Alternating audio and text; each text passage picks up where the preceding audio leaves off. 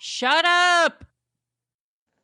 Welcome back to Conversations with Carol and Cheryl. Thank you for listening today. I would like to remind you to like our Facebook page, our Instagram page, and our YouTube channel. That's Conversations with Carol, the letter N, and Cheryl. Today we have a great topic and a special guest. Sandy comes to us today, and she's going to talk about her breast reduction. Welcome to the show, Sandy. Thank you, ladies, for having me. It's a pleasure to be here with you. Well, thank you. Right. So tell us about your breast reduction. It's something that I think had been a long time coming, but it was just about getting to the point of doing it with no regrets. Heavy breasts have always been a part of my life. I started to develop at a very early age, probably a lot earlier than a lot of our young ladies. What age? At the age of 9. Wow. Okay, that is early. Mm-hmm. By the age of 12, I was in a 38 double D. At 12? At 12.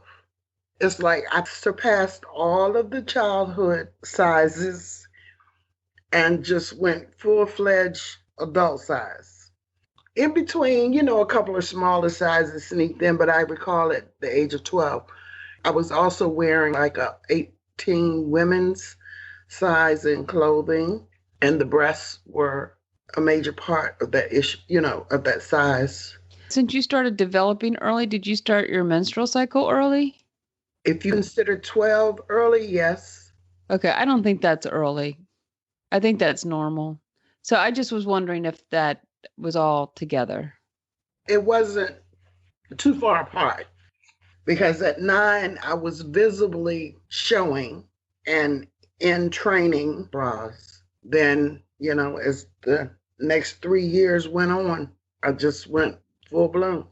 I don't know if it's hereditary, but I kind of think it could be because I had an aunt on my father's side who was very heavy chested like I was. I think it might have been something in the genes. I think that stuff's hereditary. Apparently my great-grandmother had a really wide ass. And here you go. I got it. Big ass, smaller upper top. So it's definitely hereditary, the body build. Were you picked on when you were growing up? Definitely. The kids used to tease me and say I had cow bags. Damn. That's because of my size. So, it was something that I had to live with. Wasn't anything that I had control over at the time. Yeah, that was one of my biggest peeves in growing up. But I had to toughen up in order to survive it. Some would refer to it as bullying. I refer to it as teasing. It didn't threaten my life or anything, so I was able to live with it. But it also helped me to build my self-esteem because I had to know that just because I had large breasts, it didn't make me any less of a person than I was. Good for you. So when did you decide to have the surgery? I was age 56 when I decided to have it done.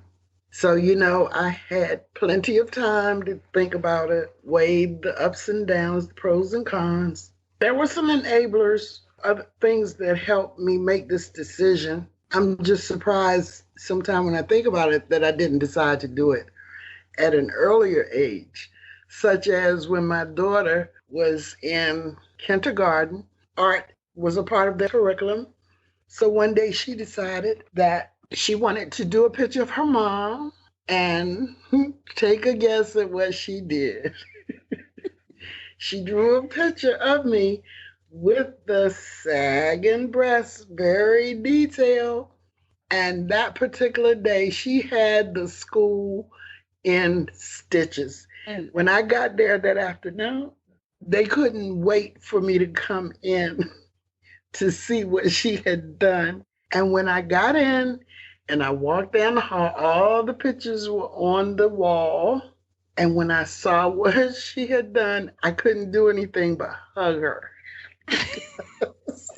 because she was so spot on with the picture.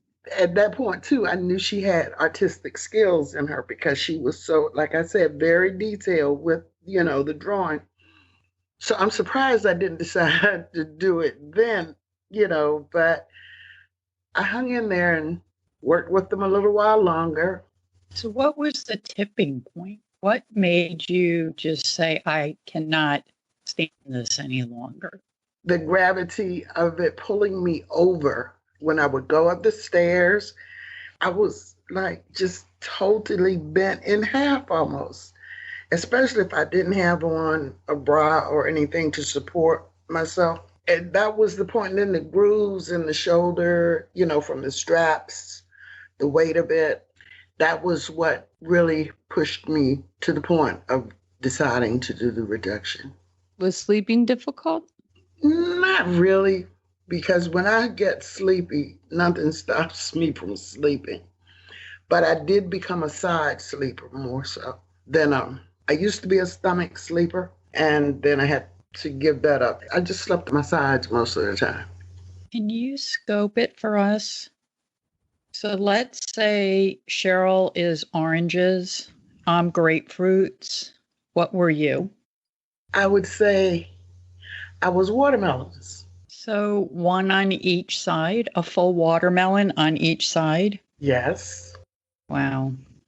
I can see why you would feel bent over. Mm-hmm. And was it difficult to buy bras and clothing? At first, it was difficult to buy bras, but society had become, I think, more sensitive or in tune to females with the large breast. So they started to make larger cups, and larger sizes, and were able to measure you for the appropriate cup fittings. But it seemed as though for me, no matter how much I got measured, it just wasn't comfortable. It just didn't feel right. I actually topped out, a G cup in that GH size category. All right. So, yeah, sometime in the middle, my back cavity, it would get tiring or painful.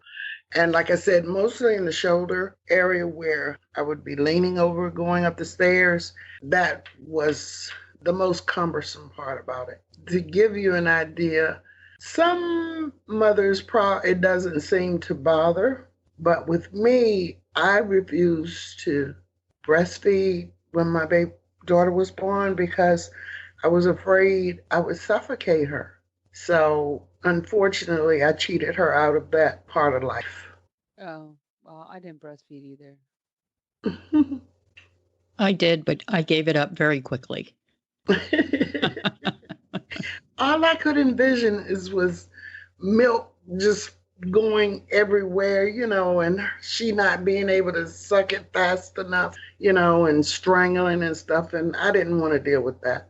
When the doctor asked after birth are you going to breastfeed? I said, no, dry it up, make them a little smaller, but that didn't work. Yeah, that would have been something with them full of milk after being so big anyway. Mm-hmm. All right. So you waited till you were 56. Your back hurt, your shoulders hurt. You decide to do the surgery. How did you select your doctor? He was a referral. A friend of mine had some surgery done by him, and she was so pleased with the way it turned out, and she recommended him so highly. That's how I chose the doctor. And he had great reviews and everything. It all turned out the way I had hoped it would. I remember when you were thinking about doing it and we talked about it, and you said that one of the risks of the surgery was losing sensation in your nipples.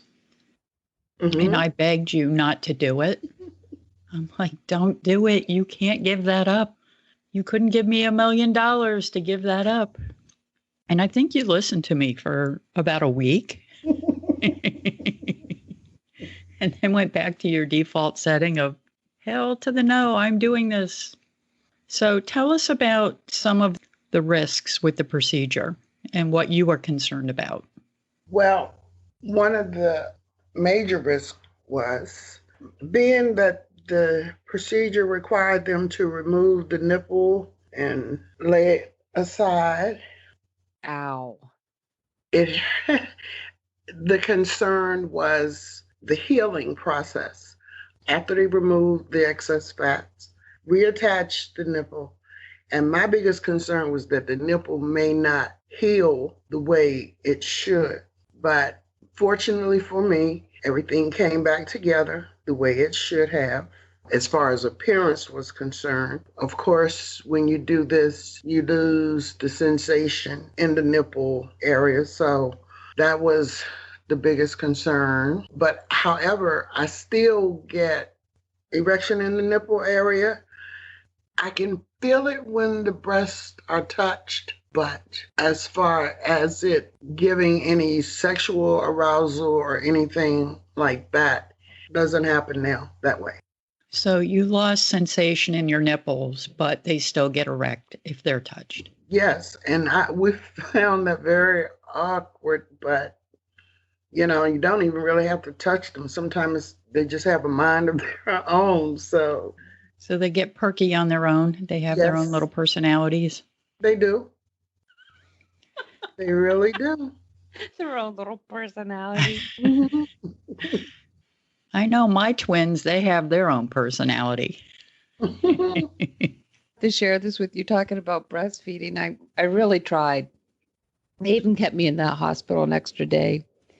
And we were all in this class, and we were all sitting around about, I think it was maybe 16 women. It seemed like a lot of women. And we all had our shirts off.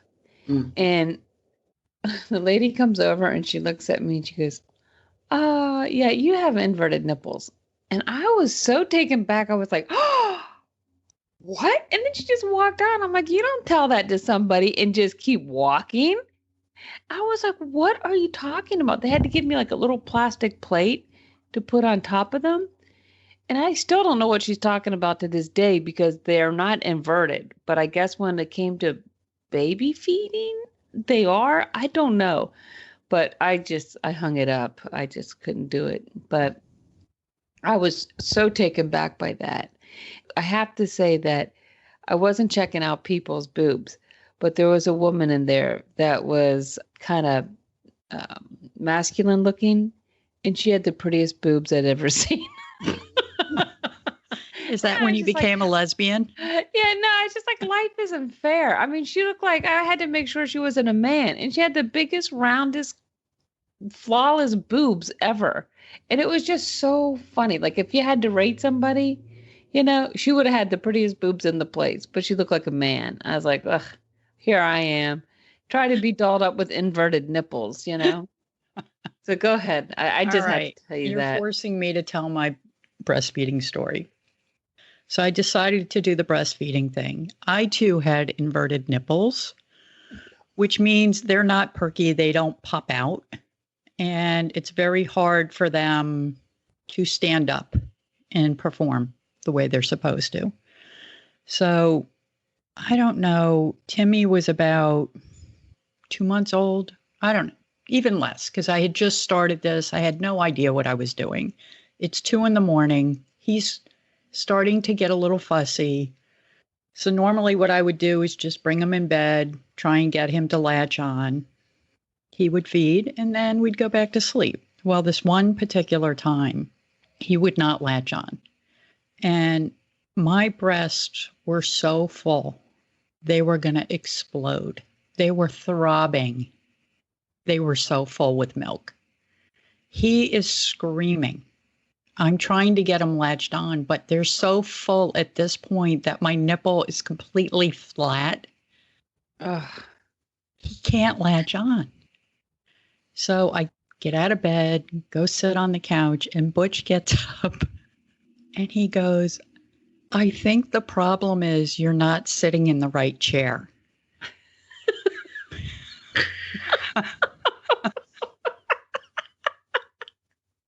I wanted to kill him. It's like, get out of here. You don't know. And I'm in tears. The kid is in tears. So luckily, my sister, her son was 3 months older than my son. And she lived in New York, but she happened to be visiting my parents. By now, it's 3 a.m. I call her and I'm like, can you please bring your breast pump over? Because I can't get him to latch on. And it was like a 45-minute drive down I-95. She gets in the car, she brings me the breast pump, I put it on, start pumping out, get it to the point where my nipple is no longer inverted because it's so sucked into this breast pump. You know, put Timmy on, he feeds. From that point, my sister was a god. She saved me.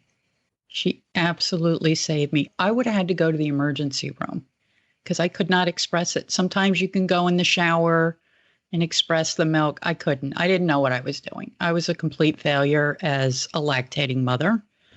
So difficult. And the big fail in my mind was when I left the hospital, I asked the lactating nurse, should I get a breast pump? And she's like, no, you don't need that. You're not going to be pumping. But because my nipples were inverted and I waited too long, I needed the breast pump to get the milk started. The whole thing started. Anyway, that's my story. The funny part was, Butch, I think you need to sit in another chair. Let's try another chair. And I'm just like, oh my God. I just want to say this for the people listening. I think breastfeeding is overrated because of all that trouble that you go through. I always say the mother's health should come first. If you are going crazy with that, stop it. Take care of yourself. Give them the bottle.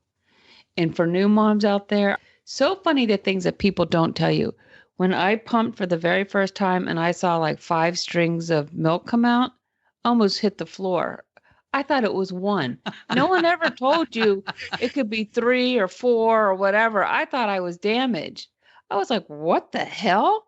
I thought it came out like a bottle. So no, if you get like 5, 3 or 4 or 5 strings of milk coming out, don't panic.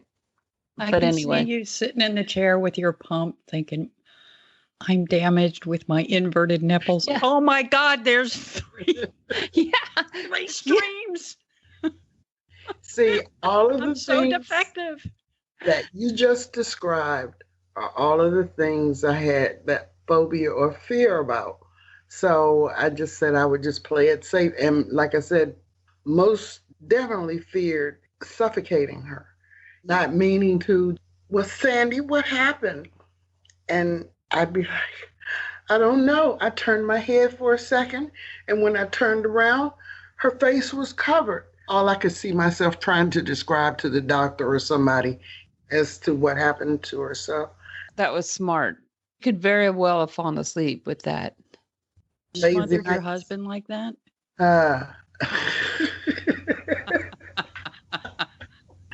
No, I haven't.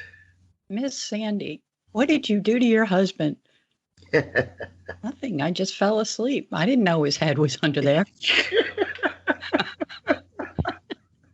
So anyway, yes, the lactating mother stories, we all have them. Those are our battle wounds. It makes you feel so incompetent. I think it's great if you can successfully do it and work it into your workflow. That was not me. I did it long enough to get the immune system strong and to get the breast cancer risks, because it does reduce your risk of breast cancer. So I did it long enough so that I could say, hopefully this is helping me. But I did get mastitis, where you have an infected milk duct. I can still feel the pain of that. There's a lot of pressure. Do not feel guilty if you cannot do it or do not want to do it. Just do the bottle. It's so easy. And then for me, what I found was with the bottle, Butch, go find a comfortable chair because you're doing the night shift. Did you know how to find the right chair? Here you go. Yeah, here you go. You want to do a 3 a.m. feeding? Here's a bottle. Yeah, they kept me from having to do every feeding as well when she it was time for her to be fed, hubby did his fair share. He stepped up to the plate. Feel about you wanting to take away his best friends? He was very supportive. He understood the anguish that it was causing me. So he said, whatever I would be happy with is what he would go along with. And he did. He actually nursed me back to normalcy, because when I had to stay bandaged for like a week, and when it was time to remove it, I knew I wasn't going to be able to do it. So he did it all. He unwrapped me. He bathed me with the Neosporin body wash. And he cleaned the area where the stitches were, and he rebandaged it for me. He just got me through that process. That's fantastic. Otherwise, I would have been going back to the doctor for them to have to do it. So how did he like the end result? He loved it. He loved it. So what size did you go down to? I went from the GH cup down to AB cup. Wow, that's dramatic. Do you know how much weight they took out of each breast? I think it was like 2 to 3 pounds out of each one. That's unbelievable. I always used to think, when these are reduced, I'll drop an instant 25 pounds. That's how heavy they felt. So what was your first impression the first time you saw them? It was like, wow, relief of all of the weight in the upper cavity, being able to move faster. And it was weird. Some of my favorite tops I could no longer wear because there was so much room left where the, I Where your boobs left the imprint? Right. Did you burn your bras? What did you do with your bras? I gave them away. You must have spent a lot of money on those. Oh my God, I can't even begin to tell you how much I have spent on bras, trying to find that right one. Nothing really worked. When I thought I had the right one, the gravity would pull it forward, and then the bra would end up coming up around the shoulder part of my back. And that's not a comfortable feeling either. And then just think, when you travel, if you go on the planes or whatever, you have to squeeze in those small seats, and you're squeezing the boobs trying to keep them over in the space where they belong. I look at the women today, they're flaunting them, and it's like, wow, what do you know that I didn't know back during that time? You see them, they're so pushed up and looking all perky, and I'm like, okay. I don't think they realize what's ahead of them. I don't think they realize what they're doing to themselves.